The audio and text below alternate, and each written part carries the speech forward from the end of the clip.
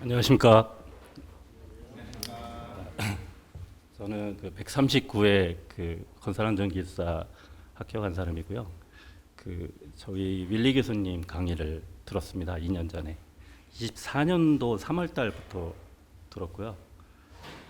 그 전에 정규반도 잠깐 들었었습니다. 근데 코로나 때문에 그 지방 발령도 있었고 해서 한 달 정도 한 두 달 들었나 듣다가 다시 코로나 끝나고 나서 24년도에 교수님 강의를 모의고사반을 들었습니다. 그래서 저는 소개를 드리면 간단하게 전 건설 회사에서 한 30년 근무했고요.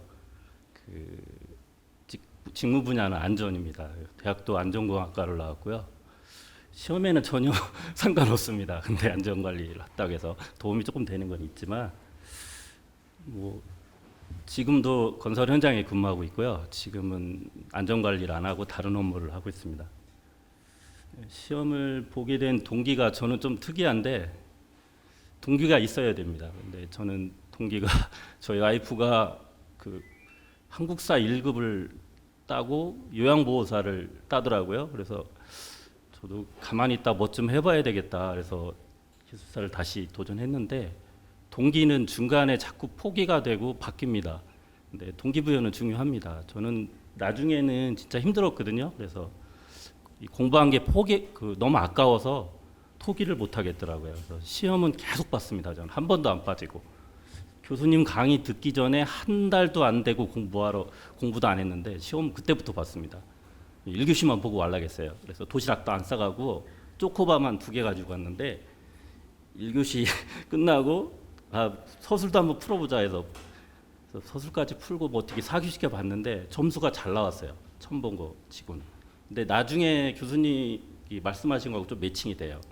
아까도 말씀하셨지만 이게 외워서 쓰는 문제가 아니에요. 처음에 시험 본 사람들이 잘 나오는 경우가 있는데 저는 안전관리 업무를 했기 때문에 그냥 거의 다 위의 위험 요인하고 안전사고 방지 대책 위주로 처음 시험 봤을 때 썼는데 점수가 꽤 잘 나왔었어요. 그래서 깜짝 놀랐어요. 그래서 한 1년 안에 되겠구나 막 그렇게 생각했는데 좀 오래 걸렸습니다. 그래서 뭐 배경하고 동기는 계속 바뀌게 됩니다. 좌절하지 마시고 시험은 계속 보셔야 됩니다.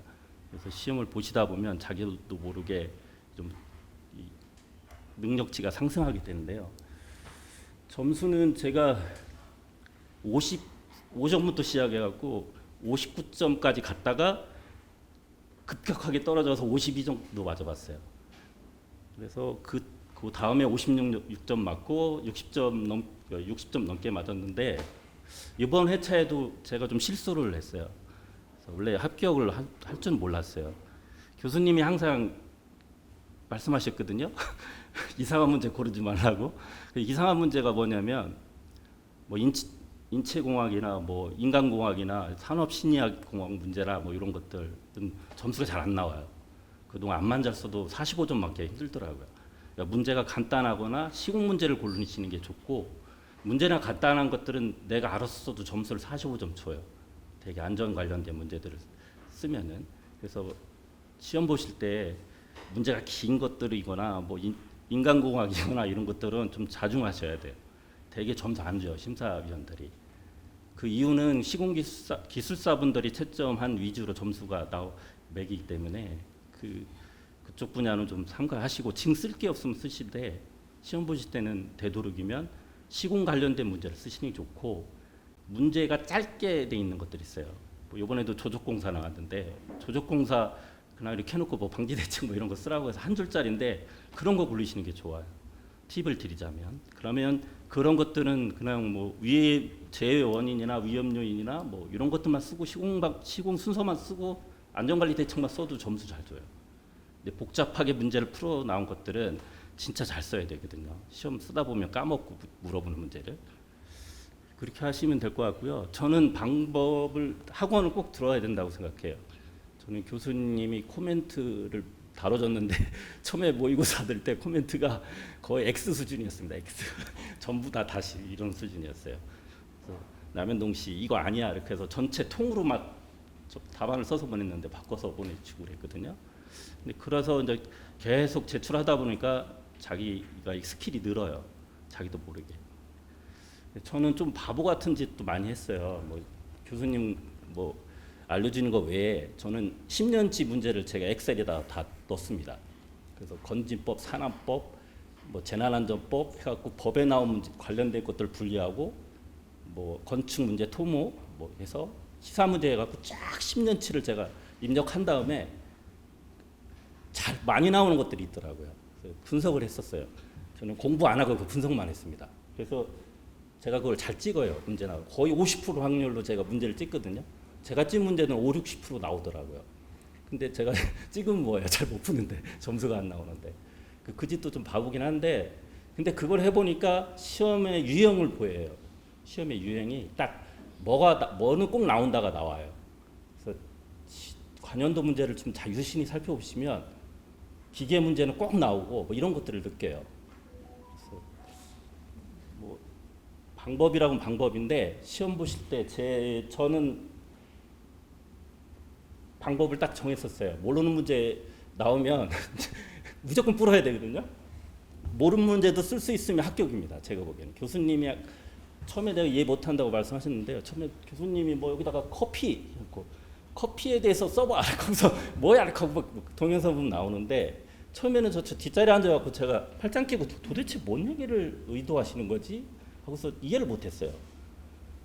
뭐 시험에 관련된 책에 나온 것들이나 뭐 이런 것들을 얘기해 주셔야 되는데 계속 엉뚱한 얘기를 하시는 거예요. 그래서 저는 그걸 싫어하지 않고 교수님의 의도가 뭘까 하고 곰곰이 생각했어요. 뭐든지 다 궁금했어요. 그래서 뭐 모의고사도 똑같고 강의할 때도 똑같지만 교수님이 엉뚱한 얘기해도 유심히 쳐다봤어요. 저거 도대체 뭔 얘기일까? 나중에 알았어요. 학교 갈 시즌 되면 알아요. 모르는 문제 나옵니다. 분명히. 이번에도 그런데 어려운 문제들 나오고 내가 13개 중에서 7개밖에 몰라 영어를. 근데 3개는 더 써야 돼. 근데 전혀 모르겠어. 못 풀겠어. 그래도 쓸 수 있으면 돼요. 교수님처럼. 그러면 합격할 때가 된 겁니다. 저는 합격할 때 되니까 쉬는 시간에 공부 안 하고 점심 먹을 때 공부 안 하고 너무 교실 돌아다니고 그랬어요. 몇 명이 전부나 하고 구경하고. 이 마음의 여유가 있어야 되더라고요. 그래야 답안 쓸 때 내 생각도 자유롭게 나와요. 제가 59점 맞고 52점 맞을 때 이유는 59점 맞을 때 다음에 합격하겠구나 이 생각을 해서 공부를 더 많이 했어요. 근데 이게 부작용이 나왔어요. 시험 볼 때 너무 과중하게 많이 쓰는 거예요. 그러니까 3페이지에 더 쓸 게 없어요. 막 내 의견하고 뭐 이런 것들 경험 사례를 써야 되는데 공부량이 너무 많아갖고 엉뚱한 내용을 막 쓰고 있는 거예요. 그러니까 점수가 안 나왔을 수밖에 없죠. 52점만 쓰니까. 그래서 좀 생각의 자유를 가져야 되니까 2페이지만 정통하게 쓰시고 3페이지는 무조건 경험이나 내 의견이 들어가야 돼요. 그럼 의견은 법 관련된 거는 무조건 의견을 쓰시는 게 좋아요. 법 개정되면은 저는 법 개정 이유를 무조건 읽어봤거든요. 법률 정보센터 들어가면 법 개정 이유가 있어요. 그 법 개정한 이유나 제정한 이유가 있어요. 거기에 내 의견도 좀 가미하면 점수가 꽤 많이 나옵니다. 그런 법 문제는. 그리고 무조건 건설기계는 무조건 한두 문제는 꼭 나오거든요. 근데 건설기계는 점수를 잘만 쓰면 무조건 45점 줍니다. 엉뚱한 거 안 쓰면. 건설기계 문제는 무조건 컨택을 하는 게 좋아요. 뭐 고소 작업대나 뭐 지게차 이런 것들은 보통적으로 많이 나오는 굴착기나 이런 것들은 무조건 자기 거를 만들어 갖고 이건 무조건 5번은 안 나오면 다음에도 나온다는 그런 개념을 가지고 건설기계는 딱 8개밖에 안 있거든요. 나오는 게. 제가 파악해 보니까 8개밖에 안 나와요. 그 이상 넘어서는 안 나와요. 잘 안 나오더라고요. 그래서 자기가 이렇게 정해야 됩니다. 그래서 법률 문제가 나오면 개정 이유나 내 견해를 들어가야 되고 시공 문제가 나오면 시공 사례 같은 거 넣어주면 무조건 45점 넘게 줍니다. 거기에 안전관리 대책이나 뭐 현장에서 안전조치 했던 것들 넣어주면 45점 이상을 주거든요. 근데 근거있게 진환이나 휴먼 에러 그리고 뭐 의식 수준 이런 것들은 점수 받기 힘듭니다. 거기 아까도 말씀드렸지만 그런 문제는 자중해서 선택하시는 게 좋고요. 진짜 쓰실 거 없으면 그걸 쓰셔야 되는데 뭐 되도록이면 안 쓰시는 게 좋습니다. 그래서 저는 공부를 좀 하루에 4시간 이상씩 했었어요. 그래서 한 1년 넘으니까 좀 지치더라고요. 그리고 올해 들어와서 제가 2년 만에 합격했는데 올해 들어와서 특히 힘들었습니다. 본 문제를 계속 보니까 짜증이 나더라고요. 힘들고.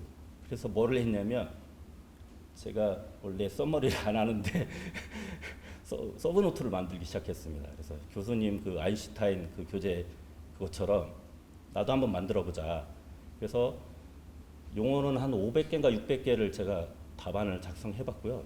600개 넘은 것 같아요. 900개 됐나?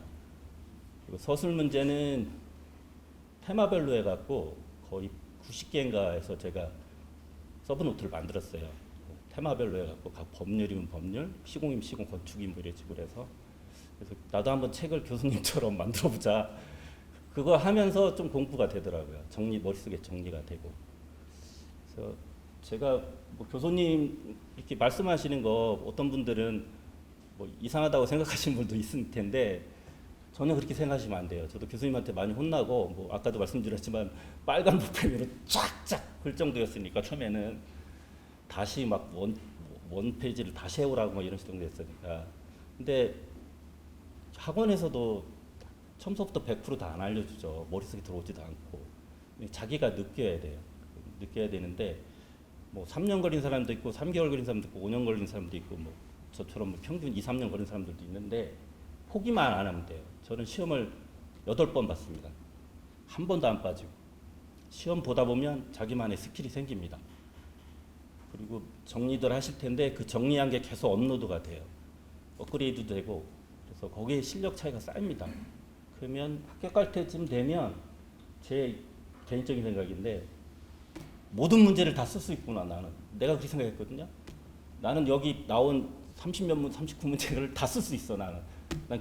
내가 그렇게 생각했어요. 난 모르는 문제도 썼으니까 지금 쓸 게 없어서 모르는 문제 골랐어요. 일부러. 근데 뭐 점수는 많이 안 주셔도 17점 막 이렇게 줘요. 잘 안 골라요. 모르는 문제는 시험 보는 사람들이. 저는 일부러 모르는 문제 골랐고 막 그랬어요. 그래서 교수님이 그 설명하시는 그 이 코피 나무 뭐 이런 거 설명하시는데 그 이유가 거기에 있습니다. 이 안전관리 기사는 제가 시험 보니까 이게 안전만 나오는 게 아니더라고요. 뭐 엄청 시험 범위가 방대해갖고 우리가 아는 건축 시공기사처럼 막 이렇게 자세히 쓰거나 이럴 필요가 없어요. 읽어보지도 못해요. 그래서 그 맥락을 잘 파악하셔야 됩니다. 중요 골자만 잘 알고 계시고 글씨도 많이 쓸 필요는 없어요. 시험관들 절대 글씨 다 안 봅니다. 그래서 함축하는 능력도 키우셔야 됩니다. 그래서 진짜 능력이 되시면은 용어 문제를 서술로 풀 수 있고 서술을 용어로 함축할 수 있을 정도가 되면 경지에 오른 겁니다. 그때 되면 아마 합격의 길이 보이실 거예요. 교수님 지적하는 것들 뭐 이렇게 막 공부 외에 뭐 다른 얘기 하시는데 저는 그런 거 오히려 유심하게 쳐다봤습니다. 말씀하시는 거 놓치지 마시고요. 여기 꽤 되시는 것 같은데 저하고 같은 연령대도 계시고 같은 분야에도 계실 텐데 절대 포기만 안 하면 합격합니다. 대부분 포기해서 떨어지는 겁니다. 그렇게 말씀드리고요. 다음에는 아마 건설 수주가 올해는 조금 늘어났거든요. 제가 2분기부터 좀 늘고 있답니다. 그래서 건설 안전기술사도 좀 더 많이 뽑지 않을까 생각합니다. 1, 2년 전에는 수주가 좀 줄었었는데 다시 올라가고 있는 상황이라서 40회나 41회는 더 많이 뽑을 것 같아요. 좀 더 화이팅 하셔서 다음 회차는 꼭 합격할 수 있도록 바라시고요. 질문 사항 있으면 받겠습니다. 그게 도움될 일. 네? 서울 공농동에 있는 그 서울기계 맞습니다. 저는 시험을 대구에서도 보고요, 충청도에서도 봤습니다. 교수님이 강원도에서도 한번 봐라 막 이런 얘기도 했는데 어쩔 수 없이 근무처가 거기라서 시공회사에 있어서 대구에서도 보고 뭐 충청도에서도 보고 대전에서도 보고 막 그랬었어요. 근데 크게 의미는 없는 것 같아요. 근데 시험 특이한 거는 시험 보는 장소에 따라서 감독관들이 조금 여유가 있는 분들이 있어요. 대구는 감독관들이 타치를 안 하시더라고요. 뭐 시험 문제 미리 보거나 뭐 이렇게 해도. 근데 그건 일부분이고요. 대부분 그거하고는 관계없이 시험은 어렵습니다. 다른 팁이 있다면 좀 전에 말씀드린 게 다인 것 같아요. 일단은 공부는 저는 공부하면서 나중에 할 거 다 했거든요. 골프도 치러 다니고 운동도 하고 뭐 했는데 너무 공부에만 열정하지 마시고요. 머리를 좀 비우는 게 필요한 것 같아요. 그래서 너무 많이 쌓이면 점수 안 나옵니다. 제 경험상. 그래서 일정 부분 쌓이면 폭넓게 생각을 갖기 위해서 비워야 되니까 너무 공부에만 매진하지 마시고요. 산책도 하고 뭐 등산도 하시고 그래야 좀 다른 자유로운 생각이 떠오릅니다. 그래서 건승하시고요. 다음에는 합격하실 거라고 보고 저도 나이가 56세거든요. 나이가 탓이 아닌 것 같아요. 이거는 나이하고 관계없고요. 열심히만 합격하시면 열심히만 공부하시면 합격하실 겁니다. 일단 교수님 강의는 경청하시는 게 좋습니다. 그 시험 때 1, 2, 3, 4 교시 중에서 그 1교시 뭐 10문제 선택하고 2교시 네네. 이제 3페이지씩 이제 4문제 작성하잖아요. 네네. 그러면 모르는 문제 나왔을 경우에도 무조건 그 3페이지 한씩 이렇게 다 채워서 작성을 하셨나요? 네. 저는 요령이 있다면 모르는 문제 나오면 거의 요 상태로 씁니다. 그래서 이거 좀 바뀌긴 하는데 뭐 개요도 있고 뭐 목적도 있을 수 있는데 뭐 방법이 되겠고 활용이 안전관리 활용도 되겠고 뭐 시사점 이렇게 견해도 넣거든요. 시사점이라고 표현합니다. 저는 시사점이라고도 하고 그래서 모르는 문제 나오면 그냥 이 카테고리 안에서 다 집어넣습니다. 일단은 뭐 여기에서 조금 뭐 어떤 거냐에 따라 좀 바뀌긴 하는데 뭐 표준관리 시험 안전관리자가 어떻게 알아요? 표준관리 시험 나오면 표준관리 시험을 할 목적을 쓰고 뭐 이렇게 쓰다 보면 여기 안전관리 관련된 것도 있거든요. 뭐 지방 계량에도 활용하고 막 이런 게 있으니까 그걸 쓰고 방법은 대충 뭐 현장에서 봤으니까 뭐 이렇게 케이싱해서 집어넣고 위에서 해머로 때려 넣거든요. 30회. 그런 내용 그림만 그려도 점수 나옵니다. 그런 것들은 어떻게 다 알아요? 우리가 품질기사다는데. 그래서 활용을 어떻게 하냐? 뭐 안전관리 활용하잖아요. 지방계량 공법할 때 표준관리법칙 활용하고 얘가 점성토인지 뭐 이런 것들 확인할 때도 하니까 그래서 이런 테마를 모르는 문제 나오면 테마를 넣고 여기다 그냥 살을 붙이시면 돼요. 근데 안전 관련된 내용을 꼭 넣어주셔야 돼요. 그래서 안전관리 활용을 어떻게 했냐? 6일 이 사람이 알거든요. 시험관이 이 사람 현장에서 용어 문제지만 이런 것도 넣는구나. 여러분 뭐 시사점이라는 거는 뭐 내가 생각하는 견해일 수도 있고 뭐 의견일 수도 있는데 결론도 이렇게 표현하죠. 결론이라고. 그래서 모르는 문제 나오면 내가 어떻게 쓸 건지 대제목을 딱 생각하고 계셔야 돼요. 법률에 모르는 문제, 인간공학이나 안전관리론에 모르는 문제 나오면 어떤 테마로 해서 난 살 붙이겠다. 진짜 모르는 문제 나옵니다. 뭐 합의에 뭐 필요원이 이런 거 모르잖아요. 저도 그거 선택했어요. 선택해서 제가 그냥 이 테마에다 살만 붙였습니다. 진짜 모르는 문제 나옵니다. 다 10문제 알 수는 없어요. 그리고 서술 문제는 무조건 1페이지에는 뭐 개요 쓰고 다 쓰는데 목적도 쓰고 똑같이 합니다. 그리고 대충 시공간법을 쓰고 특징을 꼭 넣습니다.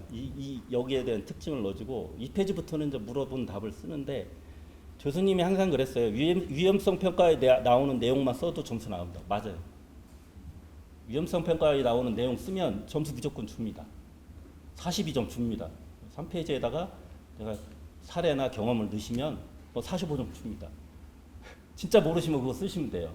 저는 그런 식으로 했어요. 교수님이 팁 주신 대로 진짜 모르는 데 나오면 2페이지부터는 위험성 평가 내용을 썼습니다.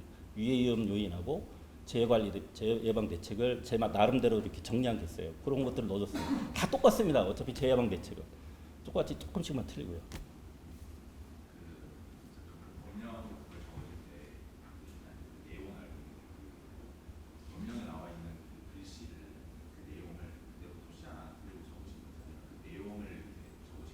아, 좋은 질문 하셨는데요. 제가 점수를 되게 많이 받은 적이 있었어요. 안전관리비 때문에. 안전관리비 법 개정된 사항이 있었는데 그 점수 54점 맞거든요. 1페이지에 개정 내용을 썼는데 말씀하신 대로 길게 주구장창 안 썼어요. 그 비율이 어떻게 됐는지 저 기존에서 화살표에서 그냥 썼고요. 폭염 뭐 온냉 작업이나 뭐 이런 작업에도 적용한다 간단하게 이렇게 글씨로만 썼어요. 뭐 얘가 알고 있냐 모르냐는 보는 거거든요. 거기에 뭐 주구장창 두 줄로 쓰지도 않고 뭐 법에 있는 내용대로 다 쓰면 막 두 줄 나오거든요. 근데 그렇게 안 쓰고 그냥 간단하게 명료하게만 썼습니다. 이게 법 개정됐다, 이거 적용하게 됐다, 이렇게 알려주기만 했어요. 그거를 3페이지 인전 개정률을 쓰고 그거에 대한 나의 의견을 썼습니다. 그 법 개정에 대한 나의 의견을 썼는데 그러면 점수를 좀 많이 받았어요. 그 안전관리비 그 기준정의랑 요율 외우기 힘들잖아요. 다 못 썼어요. 다 못 쓰고요. 표 그리고 50억 이상 몇 개만 썼는데 중간에 요율 어떻게 다 외워요? 그거 외울 시간에 딴 거 하죠. 몇 개 못 썼어요. 그걸 쓰고 그럼 막 50억 이상만 좀 쓰고 대충 썼는데 점수가 잘 나왔어요. 그래서 제가 아까 말씀드린 게 법 개정된 것들은 개정률을 써주시고 나의 의견을 쓰면 점수가 많이 플러스 됩니다. 제 개인적인 답안에서 그렇게 점수를 받았고요. 명료하게 쓰시는 게 좋아요. 딱딱 폭염 이렇게 해서 폭염 한냉 작업 또 적용 이렇게 이런 식으로. 그래서 뭐 그걸 주구장창 법 내용 등을 다 안 쓰셔도 돼요. 다른 질문 있으시면. 합격하시고 최종 면접까지 합격하시면 향후에 뭐 제답을 보세요? 이직이라던가 아니면 그거는 아직 생각 안 했어요. 저의 아까 동기부여는 그거 했잖아요. 와이프가 뭐 한국사 1급도 따고 유양보사도 따고 뭐도 따니까 애들한테 나도 좀 아빠도 뭐 하는 거 보여주자 이렇게 해서 했는데 중간에 동기부여도 막 바뀌고 했지만 향후 미래에 대해서는 뚜렷하게 뭘 해보겠다고 생각한 적은 없습니다. 무조건 시작했으니까 이건 합격하자 이런 목표였거든요. 그래서 이걸 합격하고 나는 뭐 더 나은 직장으로 가겠다 이런 그걸 생각할 겨를이 없었어요. 무조건 합격하는 데만 목표가 있어서 이걸 딴다는 생각을 안 하고 무조건 합격하자, 합격하고 거기에만 목표를 두자. 그거 이후에 생각을 안 했습니다. 지금도 뭐 계획은 없습니다. 그래서 공부하시다 보면은 합격하면 뭘 해야겠지보다는 합격해야 된다 무조건 그 생각을 가시는 게 좋으실 것 같아요. 다른 질문 없으시면 이만 마치겠습니다. 감사합니다.